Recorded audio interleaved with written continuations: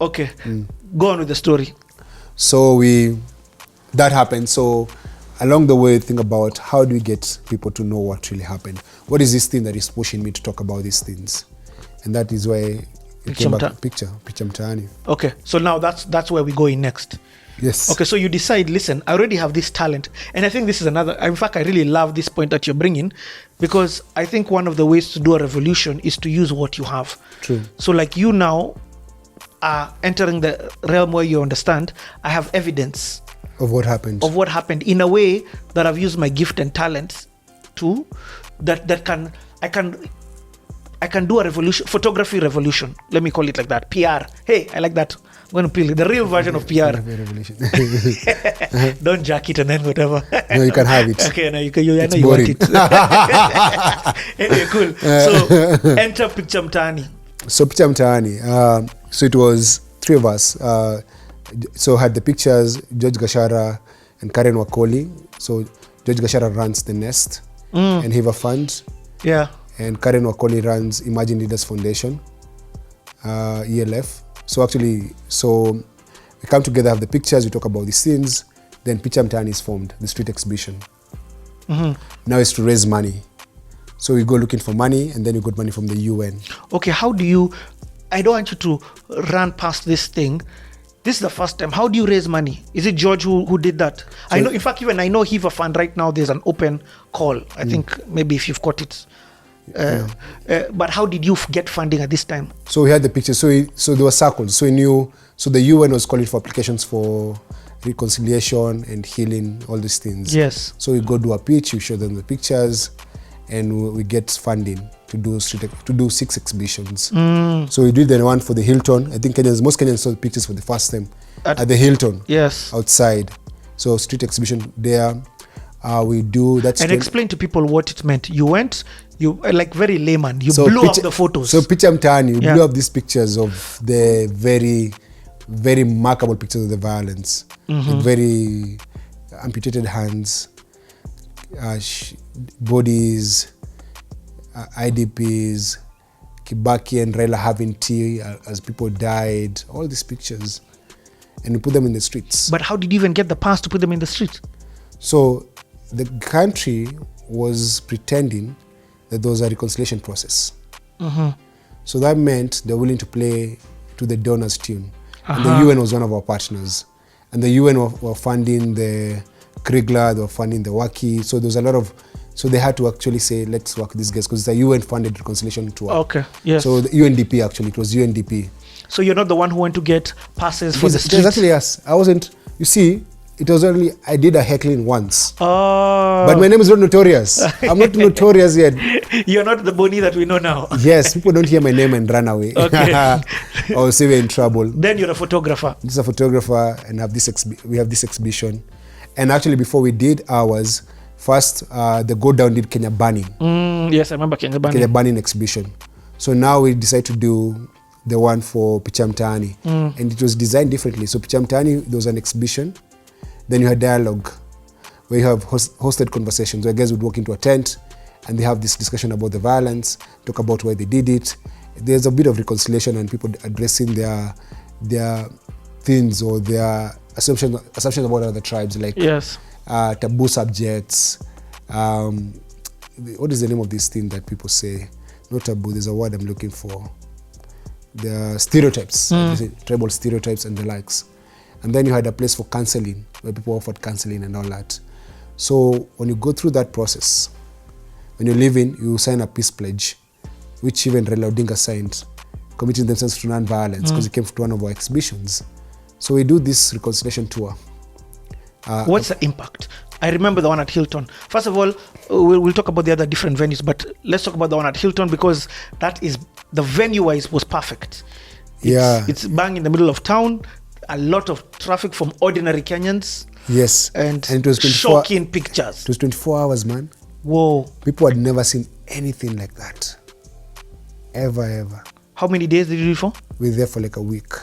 Yo, did the cops at one point come to try and kick you out? So they did that in other towns. Okay, but let's first talk about the first one. So the day they came to kick us out, the first day they came, because they didn't know what it was. So the police were shocked. But they found many people. And then that day we had invited the American ambassador, the UNDP head. So there's a lot of representatives in that place. There's a guy called Ozonia Ojielo who was working for UNDP, and he believed in us. He had never heard about us, but he believed in these young people and said, give them money to do this, what they want to do. So they gave us the money to do the exhibition. So we did the one in Nairobi. Nakuru is where the police came and removed the pictures. Why? Because it was hot there. They said there was pictures, some of the pictures that were there, they were inciting the police, the citizens against the police, because it was pictures of police brutality against citizens. So they removed that. Kericho was like the best town we ever went to. Kericho and Eldoret actually was the best towns we ever went to.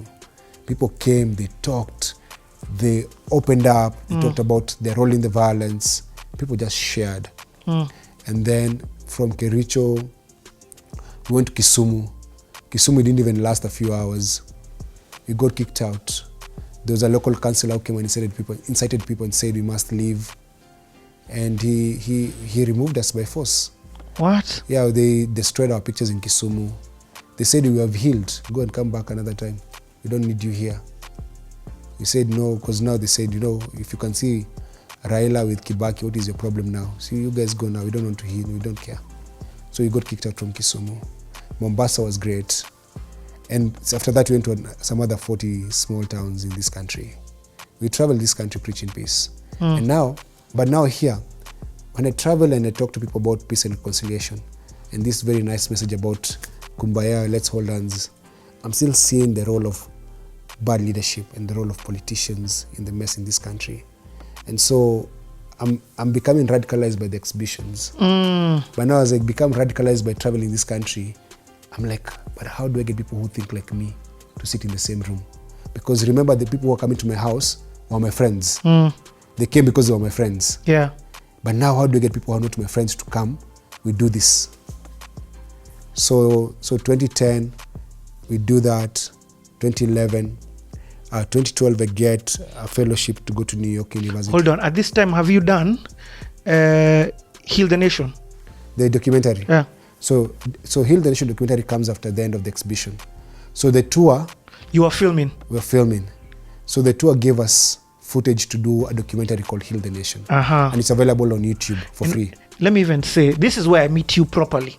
Because we had gotten funding to do Tuvuke Peace Tour across the nation. So Kanji had asked me, I was sort of the head of that project. So we're going to go to, I think, 6 different counties, high schools and universities, very intentionally. Please note me, I'm middle class, Nairobi. Mtoto mdosi, like I'm living solo. I can't mdosi anymore. My mdosi is God. But anyway, so as part of this tour, it's Tuvuke, and I have to come up with a creative way on how I'm going to pass this whole message of healing and reconciliation. In fact, I picked for that tour Ekodida, because Ekodida at that time had that song. And we are one people. Yes, one people. That was part of the songs that he was coming up with. Went with Chris Ero, DJ Touch. So part of the peace tour that we were doing, I remember I asked you, Boni, is it okay if I can play your documentary? You're like, play the whole thing. The whole thing. I'm like, serious, that's so cool. So we would do hype session, because it's high schools, and I understood that market very well.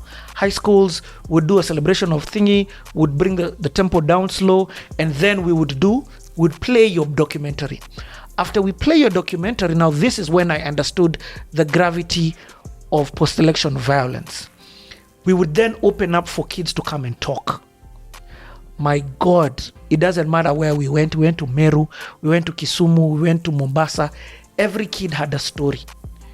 And it was crazy. You see kids crying, oh, me, this person was killed, my uncle died, this, that, the other. I participated, I raped. It became such a crazy thing. And of course, we'd end it with that. So Heal the Nation is a documentary. In fact, here's a clip from that thing. Nation, yeah. Post-election violence, nikikumbuka it was 2008, nikiwa class 7. And sisi tulikuwa tunaishi hapa Mtongwe, kulikuwa na wale watu wanakuja wanapiga watu wanapora, kama wanakuuliza tu wewe Kikuyu. Yaani zile duka zote, nyumba zote za Kikuyu zilikuwa zikichomwa. Shamba. Sasa ile Mwambesi kwa tukakaa ilikuwa ni Kikuyu. Ikabidi sisi tuhame twende wapi? Twende youth. So youth ni pale mahali ambao yani security you are offered there. So we decided to go there. Now kuna wenye tulikuwa tunaenda tukapata msee mmoja alikuwa amechinjwa kabisa. Sasa alikuwa amekatwa hapa, afu zile matumbo zilikuwa zimetoka. Huyo jamaa alikuwa ni Kikuyu tu. Sorry to say that. Alafu alikuwa amefungwa shingo, alafu alikuwa anaburutwa. So that thing really hurted me. That's why I'm preaching to you people. Wherever you are, must preach peace. Be channels of peace in everywhere you are. That's all that I have. People suffered. Wanafunzi hawakwenda shule. For almost one whole month, tulikuwa tumeketi tu nyumbani. Kwenda shule ni shida, hakuna kwenda shule. Hamruhusiwi kutoka. Mkitoka hivi nasikia bunduki imefyatuliwa huko nje. Hiyo kitu ilikuwa mbaya sana na iliniuma kama wananchi wa Kenya sana. I was born and brought up in Molo, but the clashes and what happened, our home was burnt down, my uncle was killed, my grandmother lost her leg, we had to relocate. It was very bad. Thank you.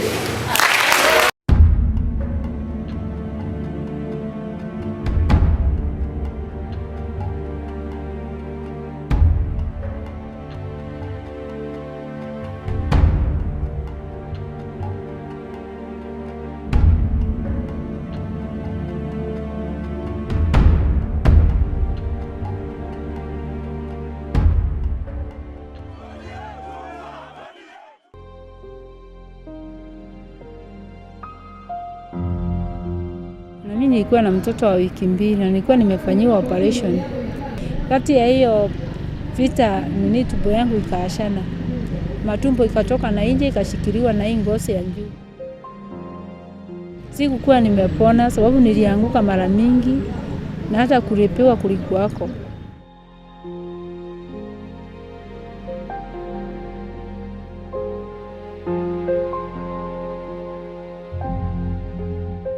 Niligangrepiwa. A gang of 8 men, but I don't know whether they all raped me. Nilifaint after some time. Vile walikuwa wanaongea, walikuwa wanataka wakimaliza kunirape wanichome. So nikafaint along the way, maybe they thought I died. Wakaenda wakanitupa palivyokuwa sewage, karibu na sewage. Niliamka the following day. Nikajidrag, I was in pain, nikajidrag mpaka to another nyumba ingine hapo karibu. Nikapewa maji nikaoga, nikamwambia what had happened. Nikakaa huko for 2 days, alafu nikakuja hospitali. Kufika hapa hospitali referral, nikaambiwa lazima nipate abstract ya police. Ndio nitibiwe because ilikuwa police case. Nikatoka referral kuja hapa kwa police station. Kufika hapa ndio sasa ilikuwa mbaya. Wakaniambia ati since nisha erase evidence, nikitaka kusaidiwa niende nikawatafuta watu wanirape tena ndio nipate evidence. Otherwise kimaneno yao I'm quoting what he was saying. Otherwise hawezi nisaidia na vile wananiona mimi sikai virgin, kwa hivyo si ati waliniumiza na most likely hata lazima nilijienjoy. That is what they told me. Nikapata mimba. Sasa niko na mtoto 16 months. But Heal the Nation is a documentary that I think every Kenyan needs to watch. And as you've clearly said, it's available freely on YouTube. And YouTube. In fact, put your button, put your hand up and say click here. Click here, Heal the Nation. Yeah, you'll see it. Yeah. Or in the comments. The link is also in the comments. In the comments, yeah. And in the description. Please go watch actually. And then you also watch Uhadama. We did Uhadama with Kiss TV. And actually it was what's Mukisa Kitui's son, the late, may he rest in peace. And what's the name of the Kiss boss? He's called who? PQ. Patrick Wako. Amazing. We did a documentary together called Uhadama, which I think Kenyans should watch. Very important about what happened during the violence. Now blow by blow account of the violence. So as I travel in this country and I engage Kenyans, I'm like, I like what I'm hearing and I like this vibe, but what about a space where I'm a photographer and I'm crazy about photography, but what about a place where we guys can just meet and chill and discuss how to change Kenya? Like now, instead of having people coming to my house, a space or a community for artists and activists, people who care about their art, but they're also activists. So how do I get to do that? So I get a fellowship to go to New York University for a summer program to go and do human rights and documentary photography. So I go to New York. You didn't need a high school degree. No, bro. But it was a summer, so I go to New York for 3 months. It was a Magnum fellowship. I went there, studied human rights and documentary photography. I come back. Okay, tell me, hey, dude, don't just jump over that. That's big. What do you learn? So I studied. What are some of the lessons that you come up with that you didn't per se know as a photographer? I actually studied how to use photography. How I studied about the Nuremberg trials. How actually Holocaust. The Holocaust perpetrators actually tried using photography as evidence, and how to use photography for human rights. Something I've actually been doing, but now I'm studying that in class. Yes. In New York University. That's the time WikiLeaks were coming out. So I'm in the US. That's when the Obama. I was in New York in 2011, 2012. Let me tell you right now. 2011 or 2012. Am I old? I need to anyway, one of the two. So yeah, 2022. Yes. Yeah. So guess what? Because as we did the tours, by now my studio picked. So my studio is picking. So I'm making money. So my studio is doing very well. I have a big clientele. I give my wife a car as a birthday gift. Hey. I buy myself a car. The Benz. The ones you will party at Giuliani. Coming to that. So at a given time, and when I look back, I think of my foolishness, man. You know, my boss telling me, ploti kama kizi kwa 30,000 juu 100,000. Unabai gari ya mita mbili. So there's a time, now my career has blown up as a photographer. I was a pulse photographer, but now I'm a good event photographer. Oh, dude, in fact, stop right there on photography. Let's go back. Yeah. How can you forget the CNN? So I win CNN 208. 208, yes. For my Mungiki work, it blows up. 2009, I come in second as a runners-up. 2010, I win again. So even after... Does this come with a cash prize? Yes, like 300,000. Oh, nice. Yeah. And that's what I'm saying. Power opened to 2011. I went to New York 2011, not 2012. Because I remember 2012, I won my biggest prize. That came with 2.5 million shillings as a cash prize. But let's take a step back. So you win this CNN. The first time you win it, it's for the work that you've done for Mungiki. And it comes with money. So they were $2,500, a trophy, a laptop. Comes a lot of money. So and does it come with the opportunities? Yes. Yes. Suddenly now do you become known? You know the way before, I'm sure you were talking about how photography only had the whites. Yeah, so now Bob Kioko now sees my name. They have won this thing. So he's asking, how can I get this guy's contact? He's a Kenyan photographer. He won. We need a Kenyan photographer to shoot AMREF work. Nice. So I become an AMREF photographer. If I go for, and that time, my day rate, that's 208. My day rate for normal photography was 30,000. Shillings? Yes. A day? A day. Uh-huh. And so you go for a week job, you come back with good money. So I'm making money. I'm no longer poor. I'm running out from poverty. I live in a 2-bedroom house. And now, you know, foolish people. I was foolish. So what do you start doing? I buy my wife a car as a gift. My wife had a red car. And then I buy another car. I buy a Harrier. Then I had a Mercedes. So there's a time, bro, I live in a rented house. I have a Mercedes. I have a Harrier. I have a red VW for my wife. I was balling, man. But because you see, even when I stood up to protest, it didn't affect my career. Not at all. So my career picked. I went on, because now I want CNN. So I've won CNN. I quit my job December 2008. But now when I came back from winning CNN, which I got the CNN trophy in July, my name was now wide. So shooting. Those are the days if Churchill wants a venue to go and shoot pictures, he doesn't know anyone. I'm the one who makes the phone call. Kevin Mulei was Churchill's manager. Even right now, I'm going to say Kevin Mulei as Kivo Churchill. Because Kevin Mulei was the one who used to follow Churchill around. Yes. This guy is going to blow up. So I'll call Lilian Towers and say I want to shoot, and then I go to Churchill and shoot his pictures. I was that guy. I would call if I wanted a presidential suite for a shoot. I would call and get it for free.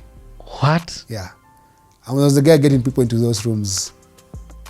I could access any venue I wanted. So my career has blown up. So 3 cars on the parking lot, still living in a rented house. I was an idiot. And then, but through the tour of the exhibition, this 2010, 2011, I'm like, dude, there's more to life than this. Because I'm still burning with those things. I'm preaching peace and talking about these things, but nothing much is happening. So I decide I go to New York, come back. When I come back, I had applied for a Neiman fellowship in Harvard. No, which one? Stanford fellowship. I was shortlisted, but I didn't make it. So I come back very upset and confused. But when I wrote about what I'll do when I come back from the fellowship, I said I'm going to create a community or a space for people. So when I come back, I want to start a space. And I want to call the space Kenya Power. Because I was thinking about Kenya and power. Kenyans are very powerful people. Please. It's true. I want to call the place Kenya Power. So name was work. Not power, P-A-W-A. Oh, you were thinking power, P-E-W-E-R. Bro, but Power 254 is Kenya Power. Yeah. No, it's power 254. Excuse, there's power. What does 254 stands for? Kenya. But I yeah, you see, it became Power 254. But the original name, we should create a Kenya Power. That's a power, and then Kenya is a... Oh, talking about power, let's change some power. Batteries may die.